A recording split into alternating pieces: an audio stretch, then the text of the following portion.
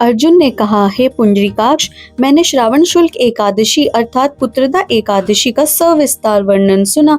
अब आप कृपया करके मुझे भाद्रपद माह के कृष्ण पक्ष की एकादशी के विषय में भी बतलाइए।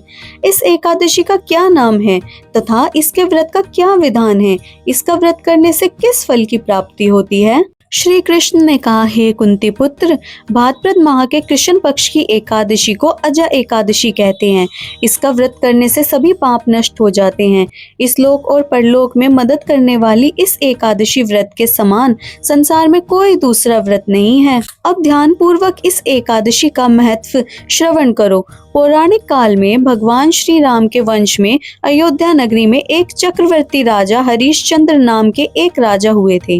राजा अपनी सत्यनिष्ठा और ईमानदारी के लिए प्रसिद्ध थे। एक बार देवताओं ने इनकी परीक्षा लेने की योजना बनाई।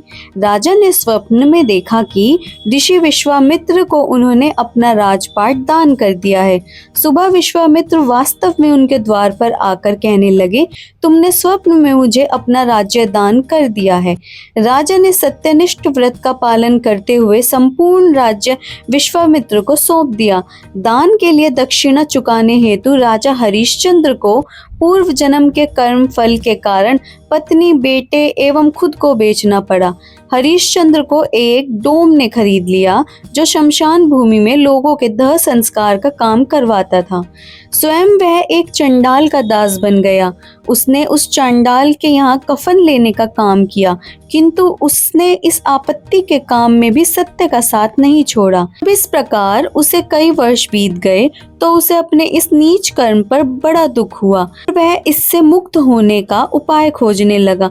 वह सदैव इसी चिंता में रहने लगा कि मैं क्या करूं, किस प्रकार इस नीच कर्म से मुक्ति पाऊं। एक बार की बात है, वह इसी चिंता में बैठा था कि गौतम ऋषि उसके पास पहुंचे। हरिश्चंद्र ने उन्हें प्रणाम किया और अपनी दुख भरी कथा सुनाने लगे।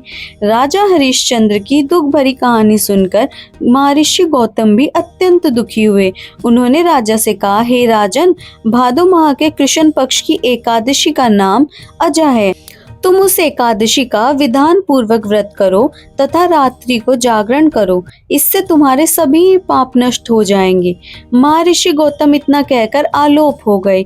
अजा नाम की एकादशी आने पर राजा हरिश्चंद्र ने महर्षि के कहे अनुसार विधान पूर्वक उपवास तथा रात्रि जागरण किया।